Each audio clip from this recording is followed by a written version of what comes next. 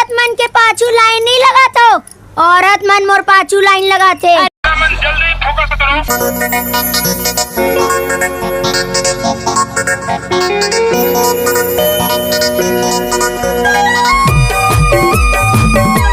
DJ Dinesh Kumar Dhurve को त्री मोहगांव।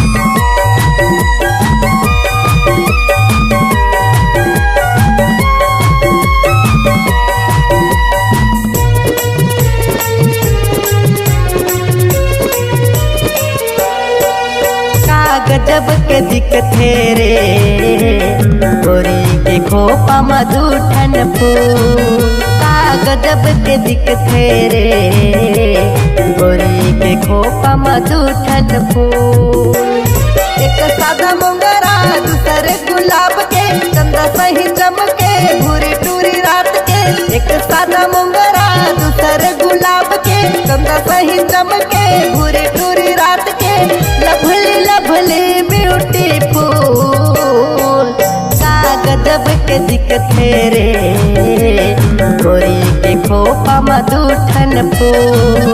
का गजब के दिखथे रे गोरी के खोपा मधुठन फूल। डीजे दिनेश कुमार धुर्वे को त्री मोहगांव।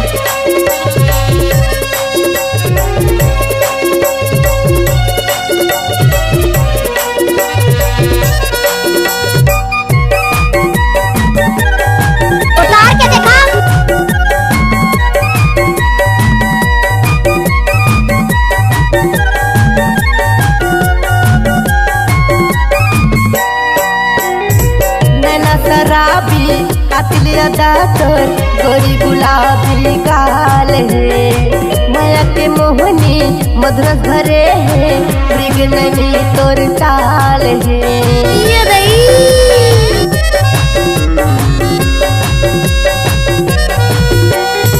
नैना शराबी कातिल अदा तोर गोरी गुलाबी गाल है। माया के मोहनी मधुरस भरे है मृगननी तोर चाल है। लाली लाली होठ तोर मीठा मीठा गोठ तोर मन मोहि डारे ओ चंदा सही रूप तोर। लाली लाली होठ तोर मीठा मीठा गोठ तोर मन मोहि डारे रानी चंदा सही रूप तोर। लभली लभली ब्यूटीफुल का गजब के दिखथे रे गोरी के खोपा मधुठन फूल। का गजब के दिखथे रे गोरी के खोपा मधुठन फूल।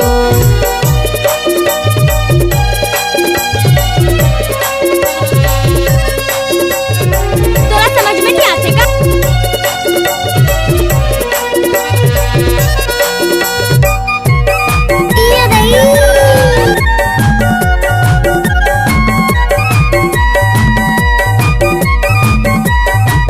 डीजे दिनेश कुमार धुर्वे को त्री मोहगांव। आँखी के काजल करिया बादल जैसे दिखे रानी रूप सुंदरी। हिलडोल रेंगना पलक के देखना पर सुंदर हमें तोला लाली चुनरी।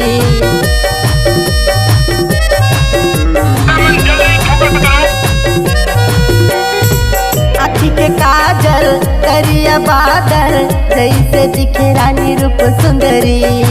हिलडोल रेंगना पलक के देखना बड़े सुघर फबे लाली चुनरी।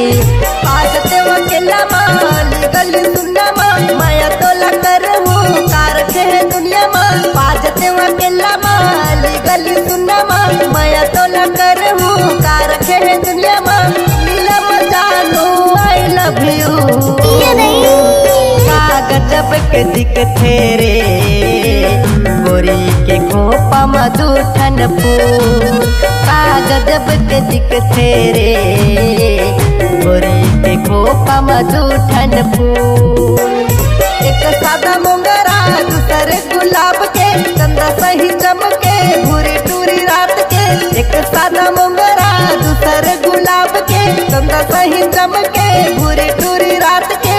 लभली लभली ब्यूटीफुल दिखा दूं का गजब के दिखथे रे गोरी के खोपा मधुठन फूल। सबके दिखते रे गोरी के खोपा छत्तीसगढ़ी गाना सुनने के लिए हमारे YouTube चैनल को सब्सक्राइब करें। धन्यवाद।